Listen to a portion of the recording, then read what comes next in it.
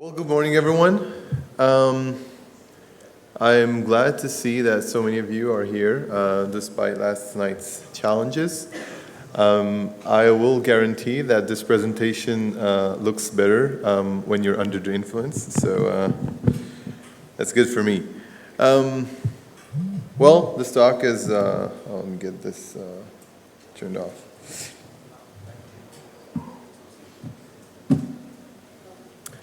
So this is iHunt TR-069 admins, and start it off. So just a quick disclaimer. No ISPs were harmed during the making of this presentation, and not because we didn't want to. I'd also like to credit my personal role model, which is InfoSec Taylor Swift, for providing inspiration and words of wisdom, which I've tried to incorporate into some of the slides. Seriously, if you're not following this account, you should, because it's hilarious. So, my name is Shahar Tal. Yeah, such profile pic, much coolness, very professional. I have an amazing wife and daughter waiting for me back home. I've spent 10 years as an officer in the Israeli Defense Forces. Last year, I joined Checkpoint, where I lead a team of in the malware and vulnerability research group, and we occasionally do some very interesting things. Hopefully, you'll get to see more of us this year. This is my right leg. Is that visible? Yeah. So my left one has a hexadecimal dump. If you want to see it, come after the talk. Starting off with an agenda.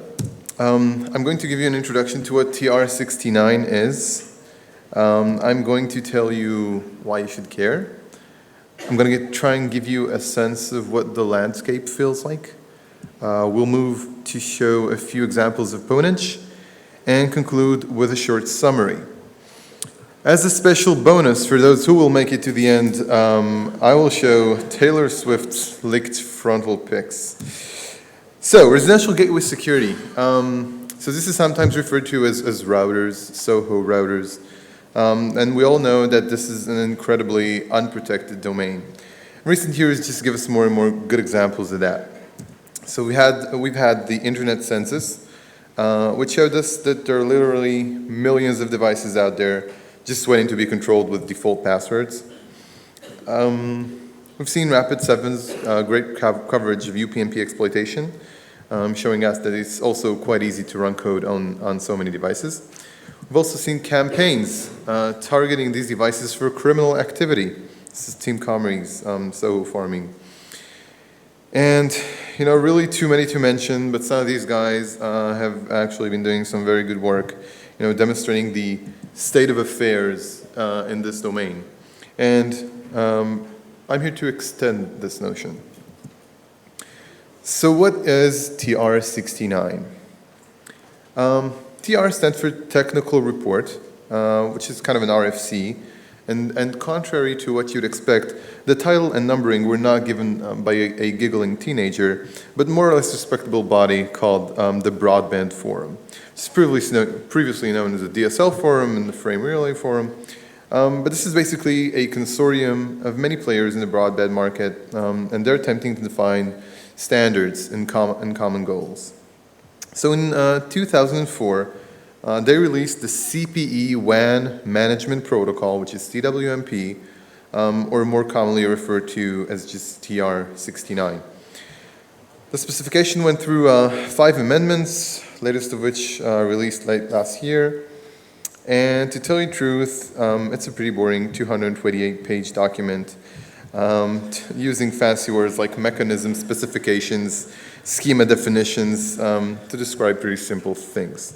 So let me try and summarize these 200 pages for you. So this is how TR-069 sessions or provisioning sessions look like. On the right side, you have the CPE, which is the TR-069 client. That will be your home router. And on the left side, we have the TR-069 server, which is called an ACS, the Auto Configuration Server. And they talk in SOAP RPC, which is XML over HTTP. Haters be hating. Taylor Swift says it's cool. So It's important to mention that the client always initiates the session, which is a single TCP connection over which RPCs are crawled back and forth. So the client begins with an inform, telling the server why this session was initiated. The ACS follows with provisioning functions such as get parameter values or set parameter values, which do exactly these things. And there is a dual authentication mechanism that the CPE should make sure it's talking with a verified ACS, and the ACS should only accept sessions from verified consumer premises equipment. Pretty simple. So here's a quick example. So this is an ACS set parameter values call, which is called for a certain CPE. And this is assigning a new value to the management server key, which is, in fact, updating the configured ACS URL for a device. Pretty simple. So, who uses this? So those are only some of the names, but you can see some pretty big names here with active TR-069 deployments. And you can understand that this is not an obscure protocol. So there is a growing trend to adopt it everywhere. This is the widely used de facto device management standard. So in 2011, there was this research estimated 150 million TR-069 enabled devices online. 70% of which are gateways, and that's really interesting. But how about this? So some very interesting results from Zachar and his friends at University of Michigan, and they scanned lots of the internet at every port, and they showed that port 7547, which is the default CWMP port, is actually the second most popular open port in the world. So right after HTTP, CWMP is up there, and that's no joke. Talking about some of the functional use cases for ACSs. So you can use it for what you call a zero-touch configuration, which is provisioning devices. Once you hook up the device for the first time, you get all the configuration dumped in, etc. Tech support, the remote management. When you call the call center and you tell them, well, I'm having this problem, and they tell you, okay, we're seeing it, we're fixing it. So you can use it to monitor for faults, errors, or malicious activity, diagnostics and performance, replace and fix faulty configuration, and deploy upgraded firmware. So I'm betting at least some of you are surprised about that last bullet at least. And this is where you start understanding the power that's entrusted in this protocol, in these sessions. And this is a power that service providers don't necessarily want you to know about. So think about this for a second without getting too deep into the trusting your compiler issues. So who do you really trust to run code on demand on your devices? What about when it's silent, remotely, with elevated permissions? So, I might trust some of these heavily protected update mechanisms from Apple, Microsoft, Google. But what about my ISP? I don't know. So here's a short story. This is my home router, or at least it used to be. And I'm starting to learn about TR-069, and I'm poking around. I'm looking for the TR-069 or CWMP configuration. And there's no evident pages with these settings. So, I go into expert mode. It's okay, I'm an expert, I can do that. And still nothing. I don't see anything there. Well, there's remote management, so it might be under there. But nothing. This is just the web management, the web UI, which is properly turned off externally, by the way. This doesn't make sense to me because I know that these devices should have TR-069 enabled, I mean, it's on the specs. I heard my provider was using it. So as it turns out, my provider customized the firmware to hide the fact that they were in control. And this was done using the highly sophisticated HTML commenting technique. This is legible. So I entered the URL, and there I go, and I get the details, and you know, I look at it, and wait, there really is no legitimate way to turn this off. So disabling the informs, you know, just, you know, has no real effect. It's just like disabling the hello messages. It's still, they're in complete control. But what you could do actually is change the ACS URL or change the authentication parameters, and then you could, you know, kind of find your way out on how to disable it. But then in a later firmware version, the screen actually changed to this, which, you know, now there really is no way, you know, unless you get a root shell on your router, which is a whole different story, to disable TR-069. You know, the point is, someone knows that they have a lot of power in their hands, and they clearly don't want me to know about it. So with that context in mind, let's take a broader look on TR-069 architecture. So again, on this side, on the right side, we have the CPE, which is a TR-069 client. And it can also act as a proxy for many other home devices, such as VoIP phones, NAS devices, set-top boxes, everything that's TR-069 enabled, basically. And on the left side, we have the ACS, you know, the one server that's in control. On its northbound side, it's attached to all sorts of ISP internal assets, such as the OSS, BSS for, I guess, billing, policy, the call center that we mentioned earlier. And, you know, they have this API to be used internally. And so, wait, what? There is, you know, there is one machine in this entire design which is in control of an entire fleet of devices for that ISP. You know, it is, in fact, the single point of pwnage. You know, if ever there was a single high-value target in a service provider, that would be it. Well, luckily, the southbound interface, you know, is using the most trusted and secure line that you can think of, which is the public internet. So, looking at it from the APT or nation-state attacker perspective, you know, you take control of this one target, and you're in complete control by design over millions of clients. Interesting. So we all understand that TR-069 is very powerful by this point, but what could you actually do if you had an ACS, if you had control of an ACS? So, of course, you could get private data, get the SSIDs of the Wi-Fi, get host names, get MAC addresses, get usernames, get the VoIP numbers.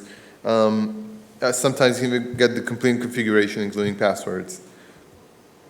You could set every parameter, right? You can go for the classic. You can change the DNS servers and selectively own traffic.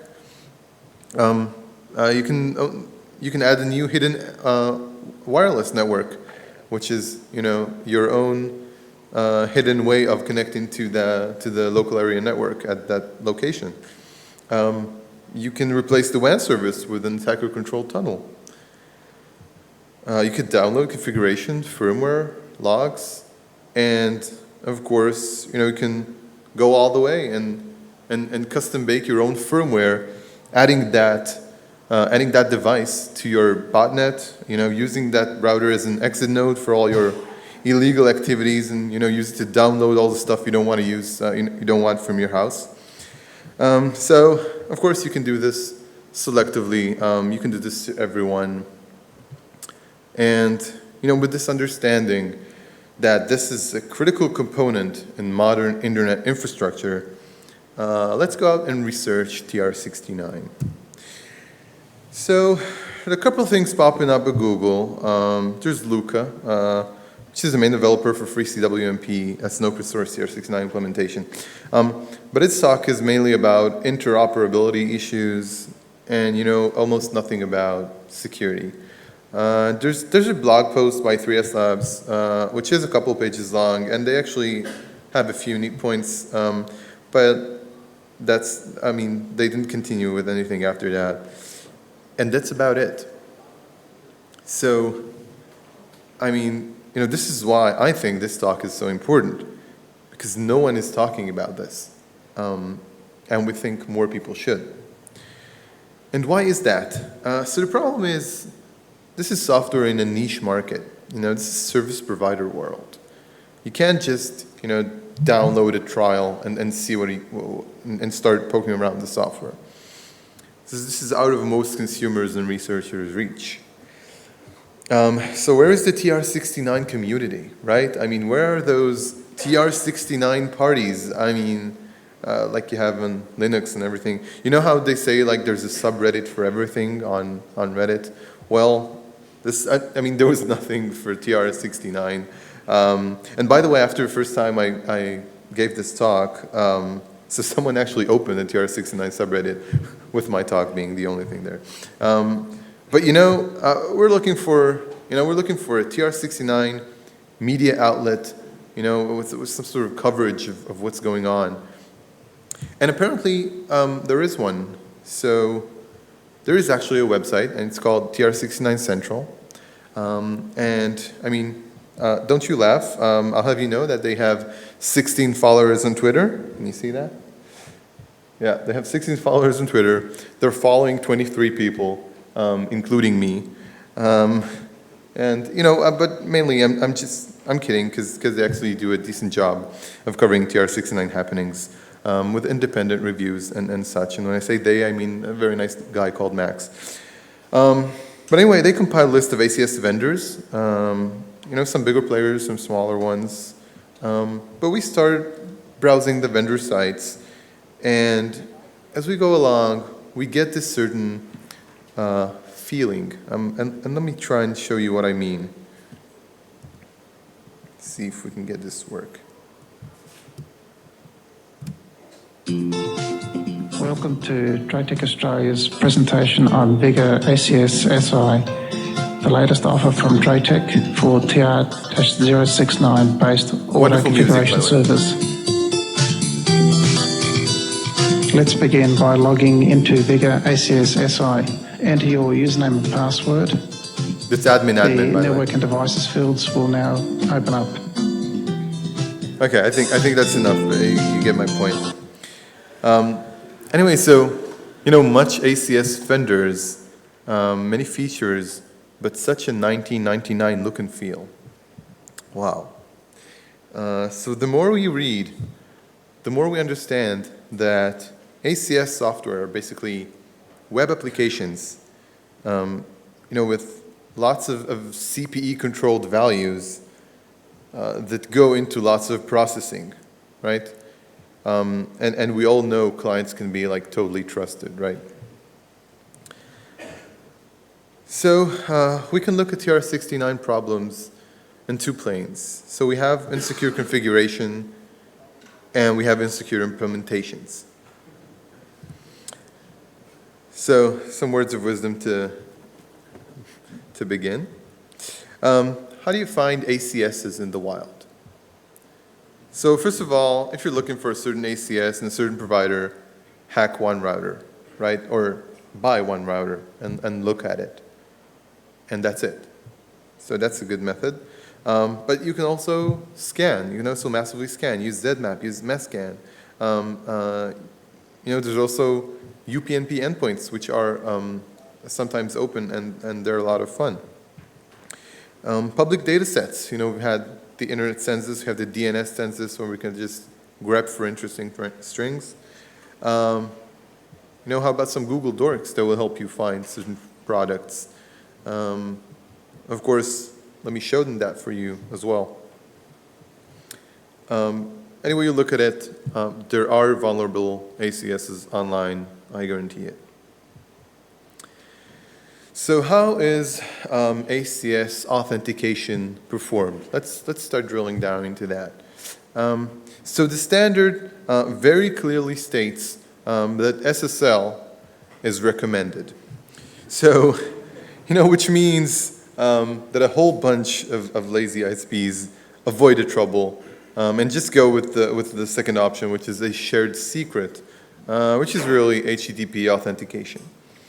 So we've actually done a little survey. We were able to see a few hundred ACS addresses belonging to a few hundred ISPs. And would you like to guess how many of those were using SSL? 4 would be a good number, but I was looking for percentage. Just throw anything out there. So how many? 4%. Well, actually 19%. It's not that much better than where you were going. But so wait, 81% of ISPs out there don't even protect these super critical sessions with any kind of encryption, which means that using all of the Snowden leaks, we've seen the quantum capabilities that the NSA has, which is TCP injection, and all it takes is one little packet, and you can upload a new firmware to that router, which is, I guess that's quite powerful. Here's a little trick we found.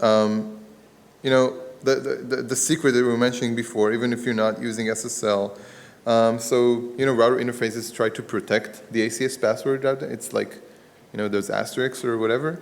But you can actually change the ACS URL, which means right now I can redirect it to any server that I control, and it just tries to authenticate to my server with that password. So that's not really, a hurdle.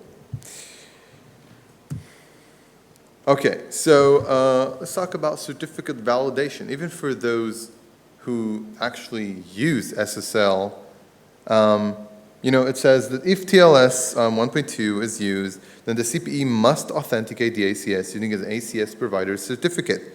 That sounds right. That sounds okay. That sounds correct. But this is how I imagine that this was perceived in most ISP management forums. So, we went ahead and done a little field test, and this is obviously a self-signed certificate that we just, created for the purposes of this testing. And, you claim to validate SSL certificates, but the fact that you accepted my self-signed one determined that was a lie. So even out of those 19% that actually use SSL, there are some that are incorrectly implementing certificate validation, still allowing anyone, any moderately persistent attacker or whatever, to man in the middle. Yeah, and this is the first Picard facepalm for the day. So, let's run through a short recap. So, I hope you're convinced that TR-069, is dangerously powerful. It makes a very lucrative, accessible target. There are a lot of implementations that are just, not serious enough.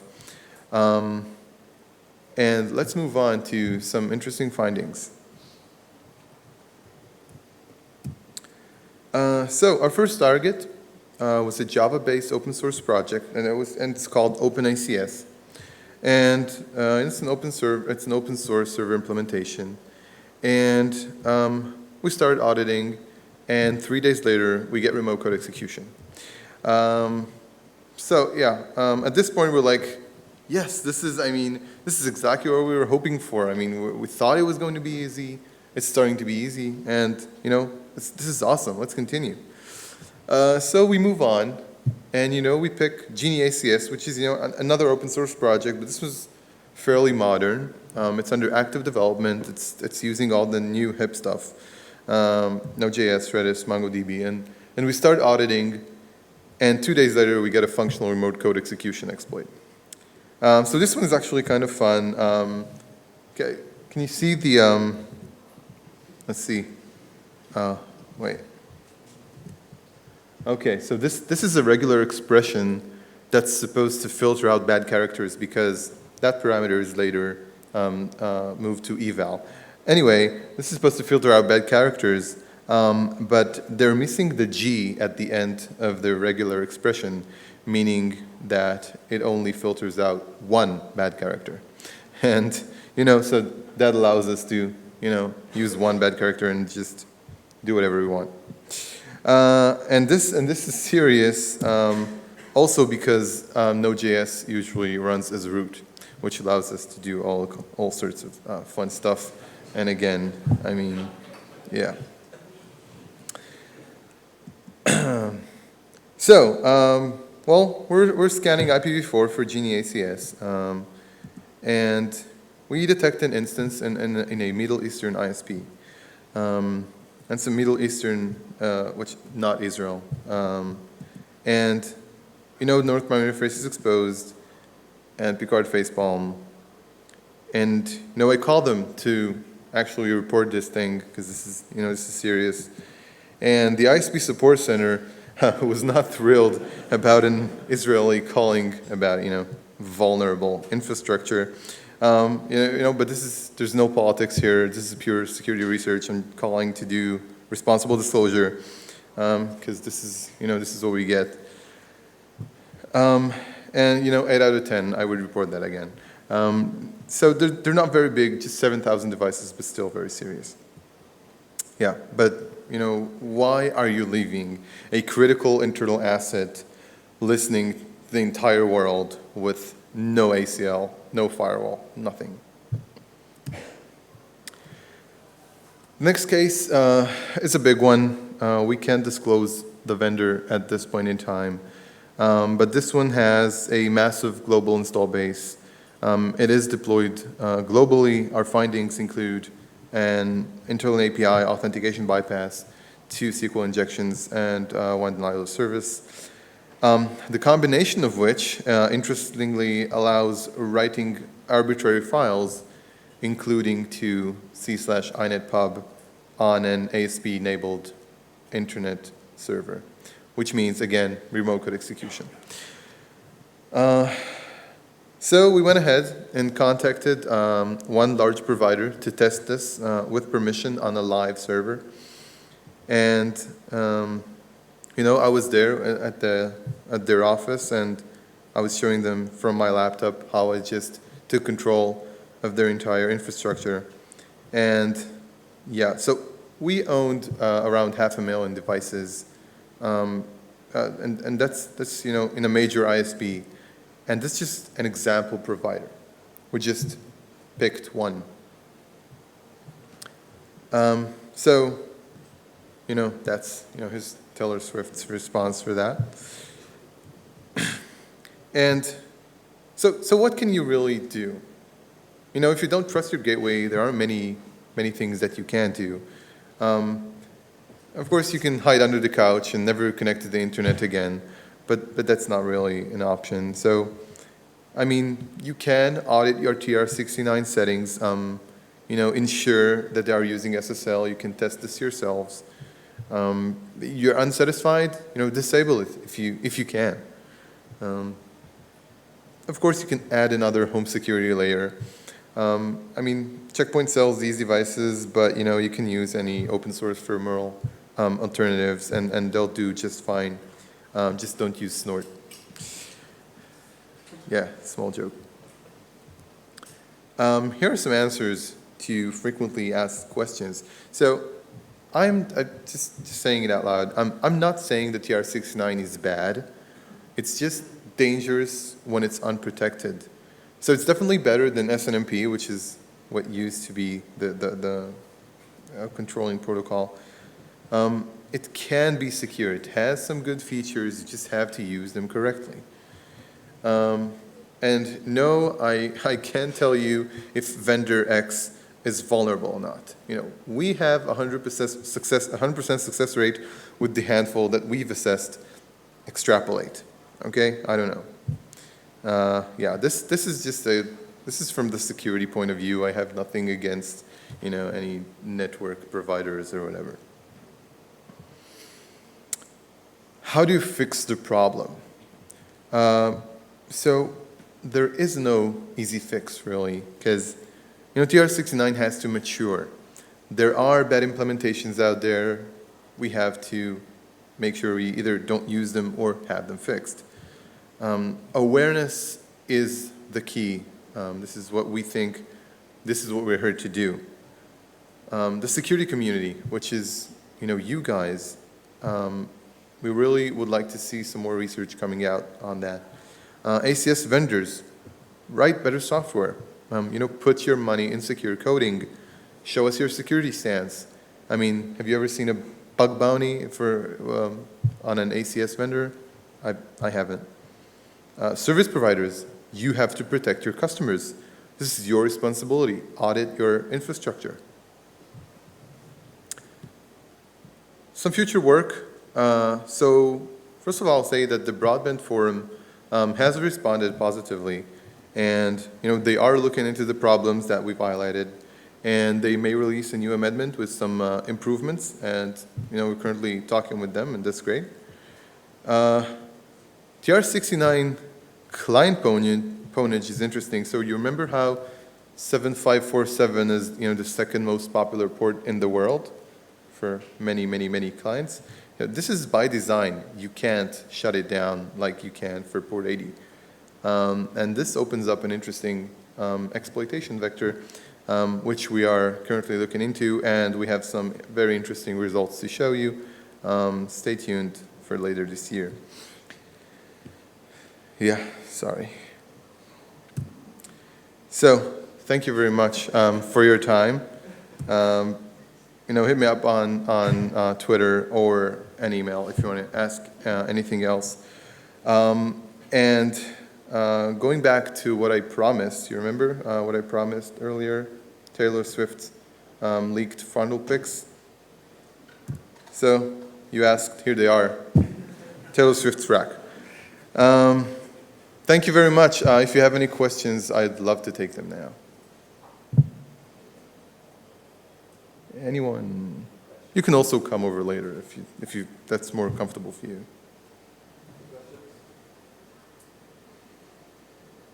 Great. Thank you very much.